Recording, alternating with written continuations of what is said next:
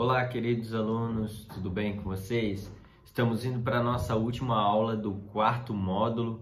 Hoje a gente vai finalizar aí falando sobre as seitas e heresias. Hoje a gente vai falar sobre a maçonaria e a nova era. Então a gente vai entender um pouquinho das duas, né? Que você esteja aí, como toda aula a gente fala, com o seu PDF, esteja em oração aí, né? Orando para que o Espírito Santo esteja junto com você, com sua Bíblia também, para os momentos que tiver ali os versículos, e a gente vai crescendo muito em conhecimento, aprendizado com todos esses ensinamentos.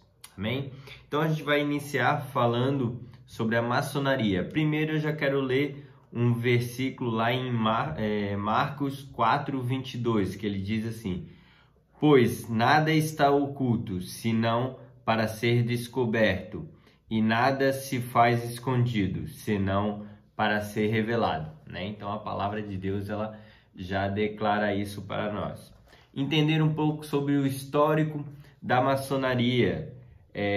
Na Inglaterra surgem as primeiras lojas da maçonaria, né?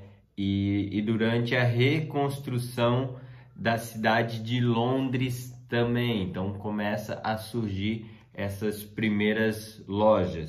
A maçonaria é conduzida pela Via Sagrada, trabalha na sua loja sobre a invocação do grande arquiteto do universo, sobre o livro sagrado, o esquadro e o compasso, o grande arquiteto do universo, ou Cadu, que eles chamam também. Apesar da maçonaria estar presente no Brasil desde a inconsciência mineira, a primeira loja de maçonaria no Brasil surgiu filiada ao Grande Oriente da França, sendo instalada em 1801, no contexto da Conjuração Baiana. A partir de 1809 foram fundadas várias lojas no Rio de Janeiro e Pernambuco, também em 1813. Então ali começou a surgir essas primeiras lojas aqui no Brasil, iniciando ali pelo Rio de Janeiro e depois foi para Pernambuco também. Definições sobre a maçonaria. É uma sociedade discreta, interessa exclusivamente aqueles que participam. Então são pessoas selecionadas que participam. Atividades feitas em secreto, sobre o regime e acepção de pessoas. Então são feitas no secreto e eles selecionam, eles escolhem essas pessoas que vão fazer parte, né, deles ali, todos eles juntos ali. Pessoas, geralmente são pessoas bem-sucedidas, pessoas que eles selecionam. A gente vai entender um pouquinho também mais na frente. Os símbolos deles: o primeiro é o compasso, o símbolo do espírito, representa as lojas. O esquadro, símbolo da retidão, simboliza a moralidade. As colunas representam os códigos, são os símbolos dos limites do mundo criado. O pentagrama, ou estrela do Oriente, que chamam também, para os maçons cristãos e simbolizando o nascimento de Jesus, o homem perfeito. Aparece muitas vezes com a cabeça de um bode no centro, um deboche, né? Uma vez que Cristo, ele é o Cordeiro, então meio que um deboche, né? Com a figura, né? Com o que realmente Cristo é e representa em nossas vidas. A letra G, que é a sétima letra do alfabeto árabe, que apresenta diversos significados. Um deles é o grande arquiteto do universo, né? Então ali já meio que já no assunto do maçom ali, essa letra G. É o nível, que significa que todos são da mesma origem, ramos de um só tronco. É o prumo, representa valores como retidão moral e verdade. E tem outros vários símbolos também que também tem significados ou simbologias ali deles, né? A gente não consegue dar todos eles aqui, citar todos eles aqui. Mas se você pesquisar, se você tem alguns vídeos assim bem na internet que você vê sobre tudo isso. Considerações. A trilogia maçônica aponta para as virtudes da sabedoria, força, beleza. Só que tudo isso é a força do seu próprio braço. Eles excluem Deus. Então tudo isso você consegue ter sabedoria, você consegue a beleza, a força do ser humano, tudo isso não precisa de Deus, eles excluem Deus, você consegue pelo seu próprio braço ter isso.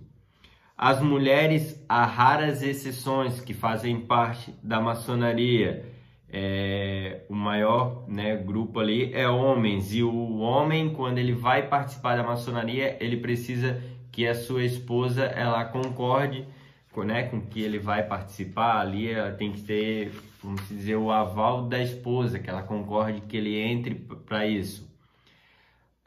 A iniciação maçônica, tem uma frase que diz assim: não é maçom quem quer, e sim quem pode ser. Então não é qualquer um que quer ser maçom, então é só quem pode ser, por isso tem a seleção de pessoa ali, geralmente são, como eu já citei, são pessoas bem-sucedidas. E tem todo um ritual, se eu for falar aqui, não sei se na sua folhinha tem, na minha explica um pouco, mas se você ver na internet também vai ter tudo o que acontece. Essa pessoa, ela sujeita as várias perguntas, e se, né, por acaso essa pessoa revelar, ela corre o risco de ser cortada a língua, a garganta,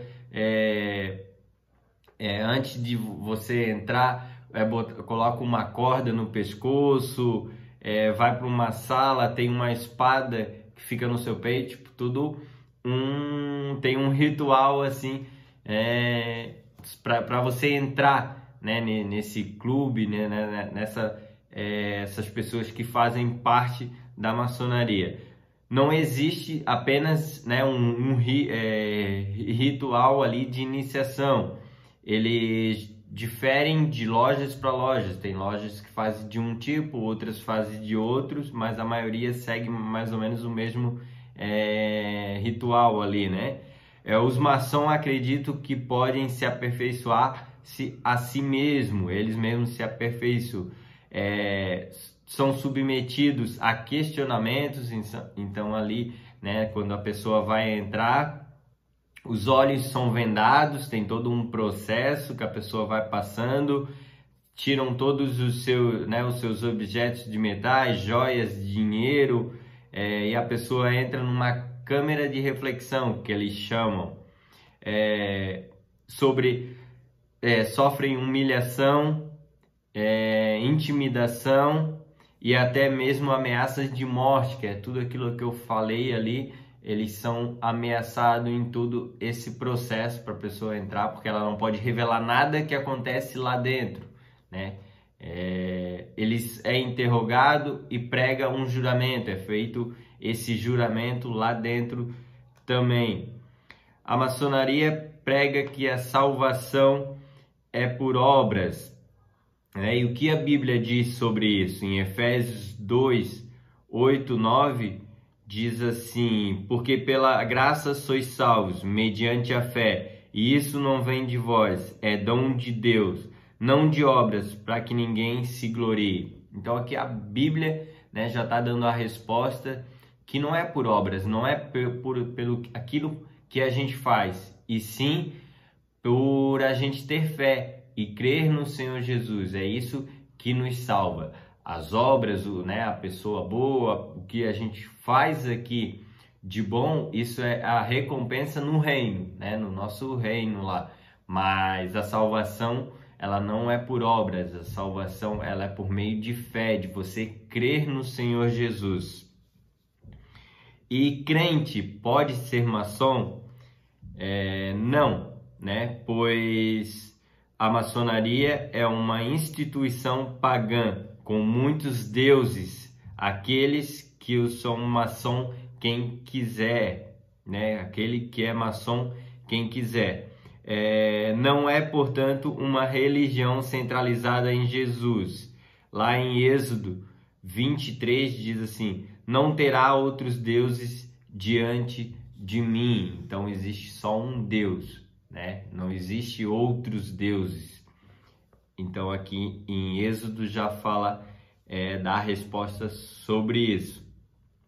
Geralmente são escolhidos e selecionados pessoas influentes, até já citei. São pessoas bem-sucedidas, fazem parte disso, e eu acho que até você já conhece, de repente, pessoas que fazem parte da maçonaria. Então eles são selecionados, são pessoas por indicação, coisas assim.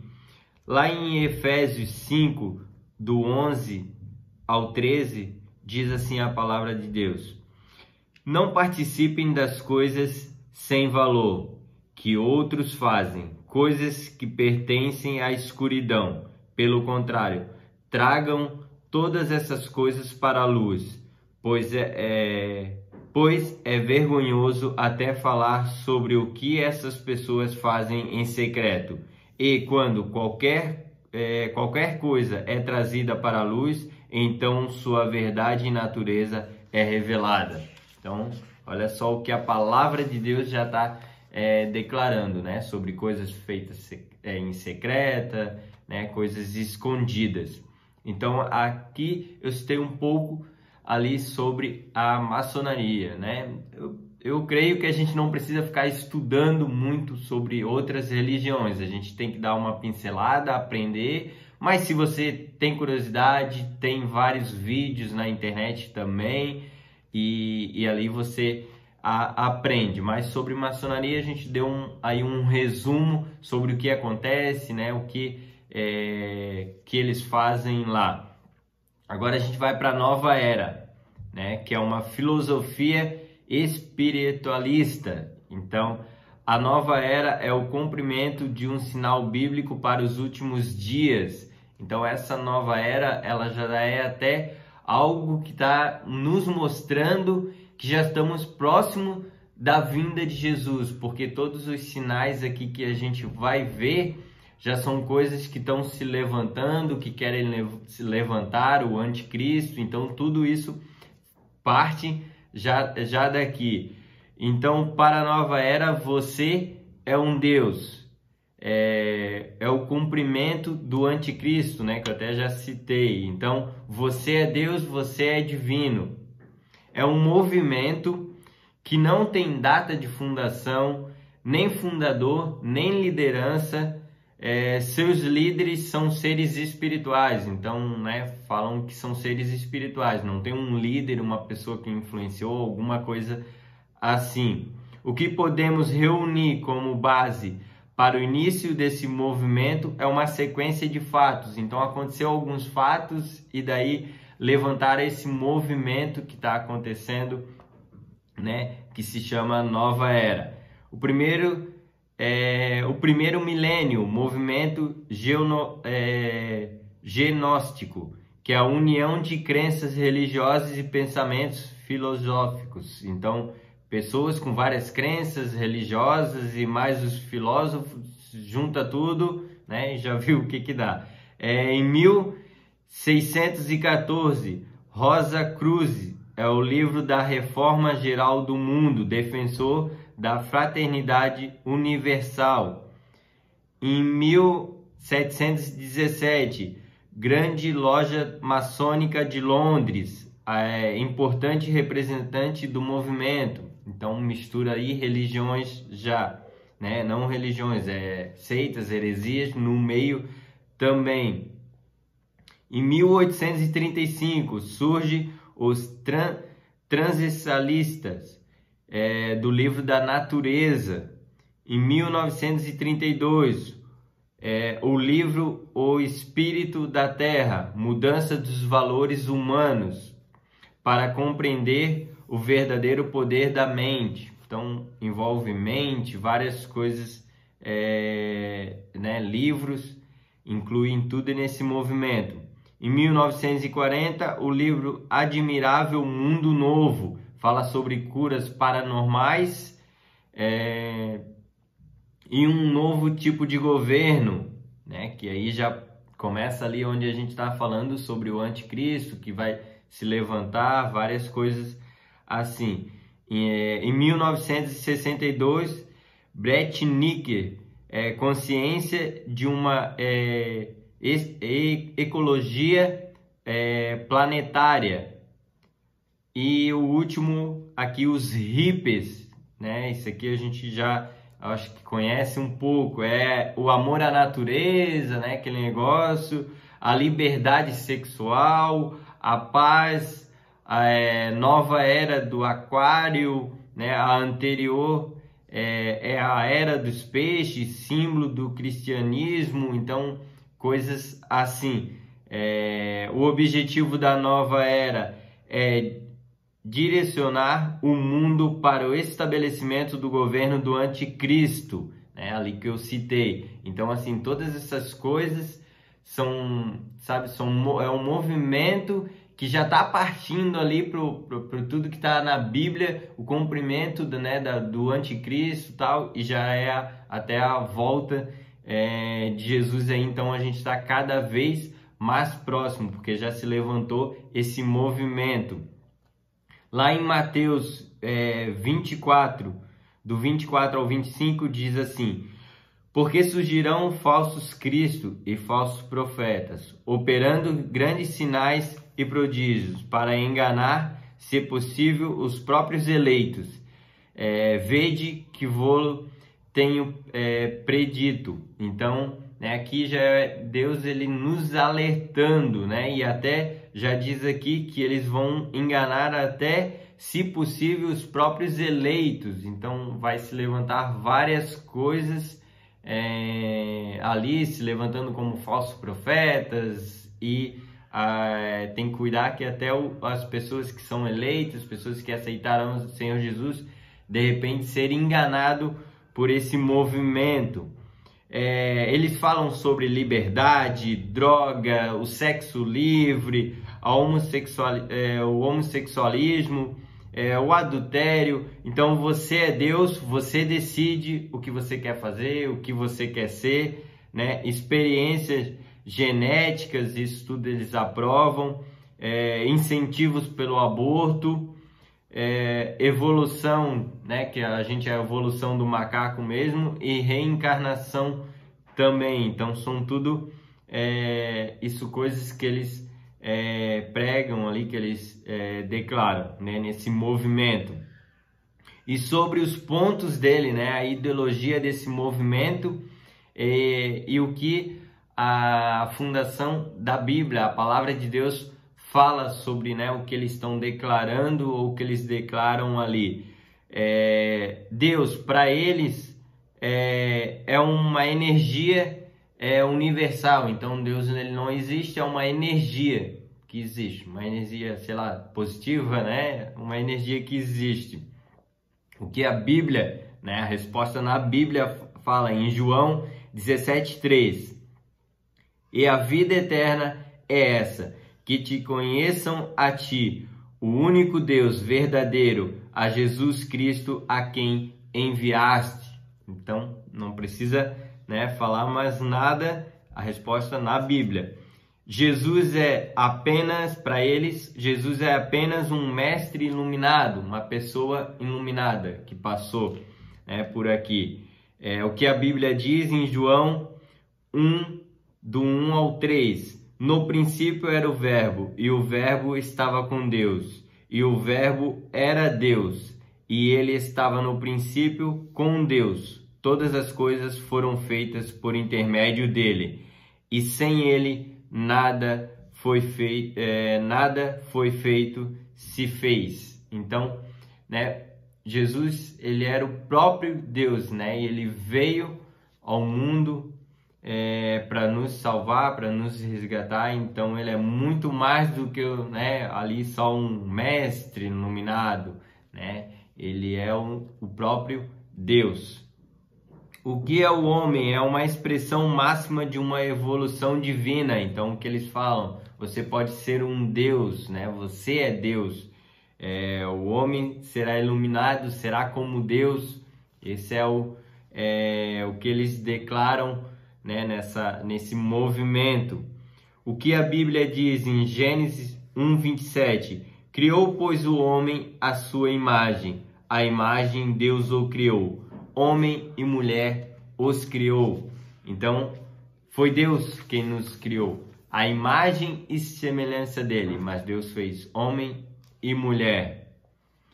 Para eles, o Lúcifer não é um ser maligno, pelo contrário, seu próprio nome já declara que ele é emanador de luz. Então ele é um ser iluminado, né? Como nós seremos também. Então essa é a visão deles.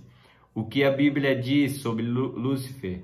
Lá em Efésios 6:11. Sede sóbrios e vigilantes. O diabo, seu vosso adversário, anda em derredor, como um leão que ruge, procurando a quem para devorar. Então, aqui, né, já declara que o diabo, ele está ao nosso derredor, né, esperando ali como um leão, né, um momento de bobeira, uma brecha que a gente permitir na nossa vida para nos devorar, destruir a nossa vida e tal. Então, não vejo nada de iluminado nisso. Então, grupos que apoiam, né, esse movimento Nova Era.